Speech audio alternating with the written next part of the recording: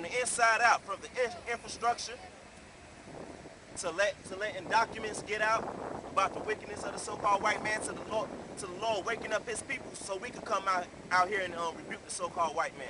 Right. Thy shame shall be seen. I will take vengeance, and I will not meet thee as a man. Thy shame shall be seen. I will take vengeance, and I will not meet thee as a man. Yeah, man. So when Yahushua comes back, he's not coming back in a physical body. He's gonna come back in an angelic body, man. Last time he came, you Romans mistreated him. So when he comes now, man, he's gonna come in as an angelic force to recompense all the wickedness that y'all done to his people, man. Yeah. This is scripture in First Ezra, which you just read, Psalms 137. And I believe this was Zerubbabel speaking to the who was the king of Persia at that time. Well, he was speaking to the king of Persia, asking him to build up the temple. This is that's probably Cyrus.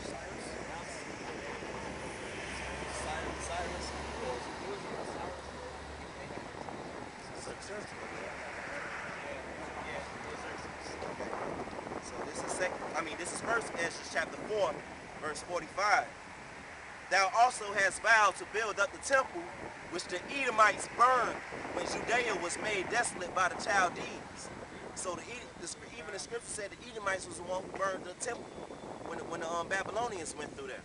So the Edomites got stuff to pay for from even back when the Babylonians, the ancient Babylonians, came through Jerusalem.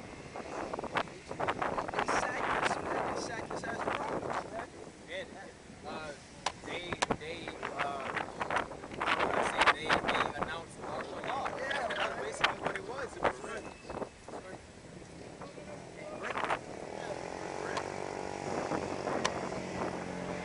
This is Jeremiah chapter 25, verse 27. Therefore thou shalt say unto them, thus saith the Lord of hosts, the God of Israel, drink and be drunken and spew and fall and rise no more because of the sword which I will send among you. And it shall be if they refuse to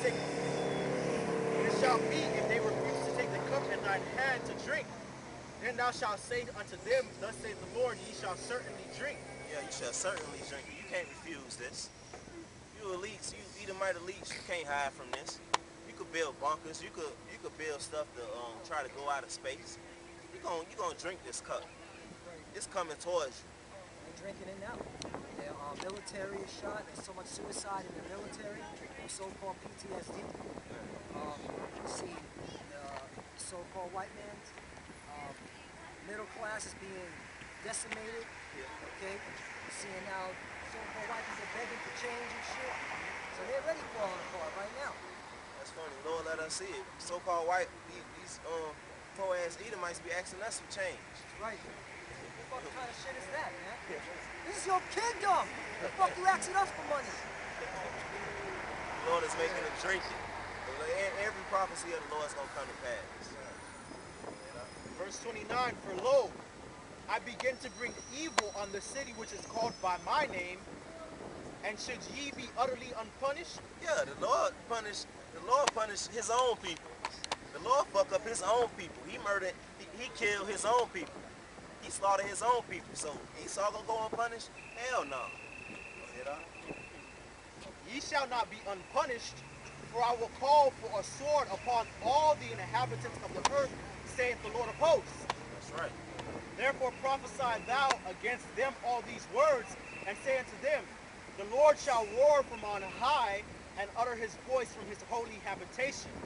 He shall mightily roar upon his habitation. He shall give a shout, and as they that tread the grapes, against all the inhabitants of the earth. A noise shall come even to the ends of the earth, for the Lord hath a controversy with the nations. He will plead with all flesh. He will give them that are wicked to the sword, saith the Lord. That's right. The so-called white man is given to the sword. All these other heathens is given to the sword, and that sword are these nukes. These different fires that the Lord is going to bring upon the earth.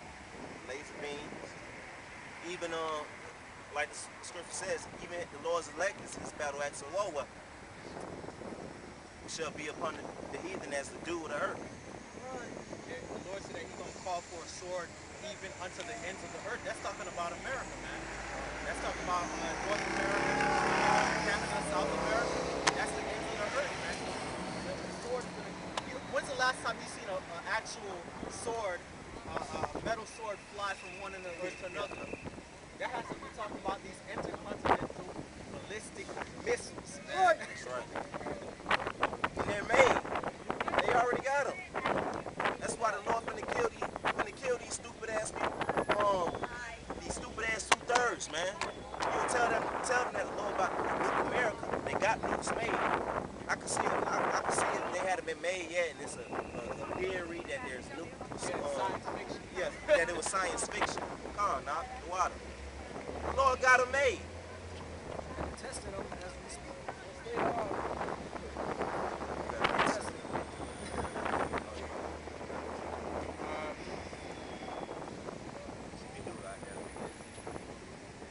This is Revelations chapter 19, verse 14. And the armies which were in the heaven followed upon white horses, clothed in fine linen, white and clean. And out of his mouth goeth a sharp sword, that with it he should smite the nations. And he shall rule them with a rod of iron, and he treadeth the winepress of the fierceness of the wrath of the Almighty God. He traded the wine press. That's allegorical. It's talking about blood. The Lord's garment's gonna be stained with blood. And that verse back to Isaiah 63. It says his arm is gonna be dyed red. And when they talk about the white horse, they ain't talking about you so-called white people, fucking prideful, dumb motherfuckers. It's talking about the Lord and his righteousness and his chariots. And he hath on his vesture and on his thigh a name written, King of Kings and Lord of Lords. And I saw an angel standing in the sun, and he cried with a loud voice, saying to all the fowls that fly in the midst of heaven, come and gather yourselves together unto the supper of the great God, that ye may eat the flesh of kings, and the flesh of captains, and the flesh of mighty men, and the flesh of horses, and of them that sit on them, and the flesh of men, both free and bond, both great and small. And that's literally gonna happen. I was just thinking about that the other day when I was up there in Orlando. Walk outside, 2 big ass vultures sitting on top of a house. I'm like, man, they getting ready to eat. They getting ready to eat, and that's gonna happen. Because the Lord said that this place is gonna be the habitation of the unclean fowls, those birds.